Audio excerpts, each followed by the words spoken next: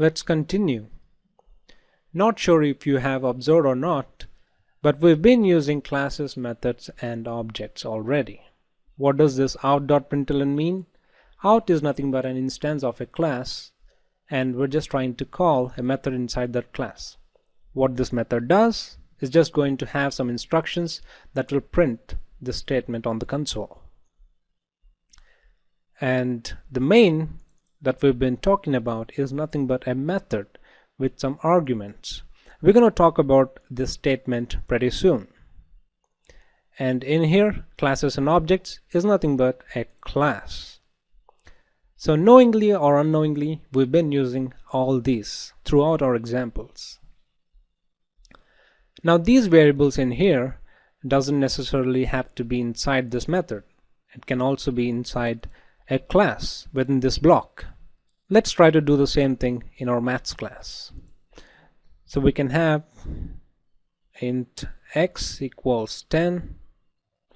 We can have int y equals 20. And you can have a method. By the way, we don't need to have static in here. Should have fixed it in our previous example.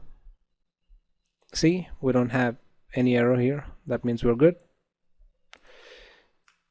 I'm going to do Ctrl S, save. We're going to create another method. Void, let's do product of x and y. We're just going to simply copy paste this line and do it's x multiplied by y. Let's do Alt Shift and F. Alt Shift and F, that will indent the code. That looks better. Now using this object, you can also invoke this method. Now note that we don't have any arguments in here. We'll talk about syntax of methods pretty soon in our next video maybe. But yes, this is it. Let's try to understand a little bit more about classes and objects. Why is this called an object? This is somewhat similar to real-world objects. If you're talking about real-world objects, it has two things. One is the state and the behavior. Let's think about a dog. A dog will have a state of height. It can have a state of breed, or it can have a state of color. Coming to its behavior, a dog can walk, or maybe running, or maybe sleeping, etc. Let's take another example. Let's talk about a car. A car will have a state of brand name. A car will have a state of number of seats available. Coming to its behavior, start the car, stop the car, or change the gears, etc. An object in programming world does have a state and a behavior. When I'm talking about a state, those are nothing but the fields that we initialize or declare here. Coming to the object's behavior, the methods that we write here are nothing but an object's behavior. We can have multiple objects from a single class. Let me explain you in detailed fashion. Let's go to whiteboard. Let's say you have a land of 10 acres. Now what you want to do is you want to construct 100 houses. All these 100 houses are constructed based on one single design. This design is nothing but a class, and all these objects that use this design are nothing but instances of this class or objects.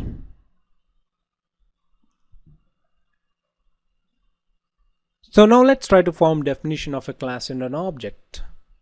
A class is nothing but a blueprint of an object, or a template using which you will manufacture multiple objects. Whereas an object is an instance of a class. It will have the state of number of bedrooms available, or the color of the house. It can have a behavior of add tenants, remove tenants, check mailbox, etc. Let's go back to our workbench. Just as in our example we created multiple objects, we can also create multiple objects of math class. For example, we can say object 1.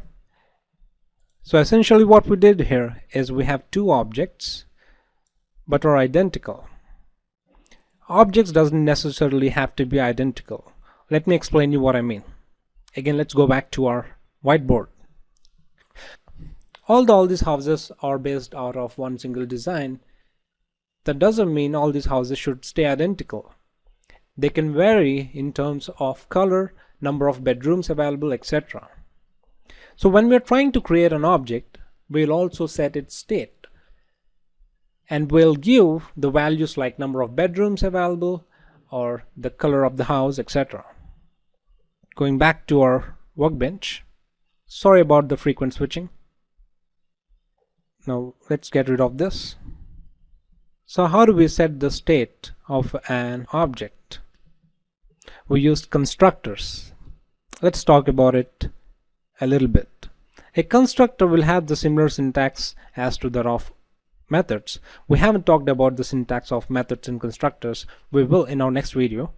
But constructor will have the same name as to that of the class name in which it is residing.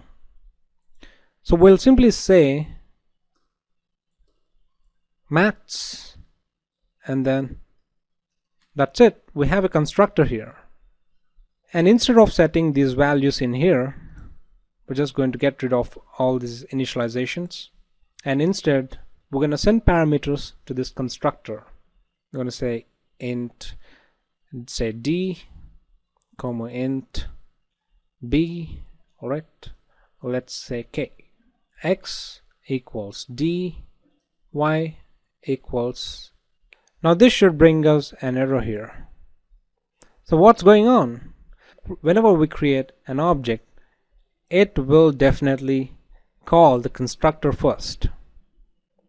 If you don't create any constructor, by default a default constructor will be considered. What's a default constructor? A constructor without any parameters and without any content inside it is nothing but a default constructor. So what is the purpose of it? Let's say you have a class called dog, then let's say you have a field called height. If you don't set anything, constructor will do that for you. It will give the initial state of the dog. It will set the default value. It will set the value to be 0 if it is an integer type. Now since you gave your own constructor with parameters, the default constructor will no longer be considered. You'll have to write another constructor which does not have any parameter. If you don't write one, then at least send some parameters in here with object. So we'll send 10 and 40. So the moment this statement gets executed, we'll set the state of this object as x equals 10 and y equals 40. So now think about it in this way. Let's say this is a house class. We can set the number of bedrooms and the color of the house using a constructor.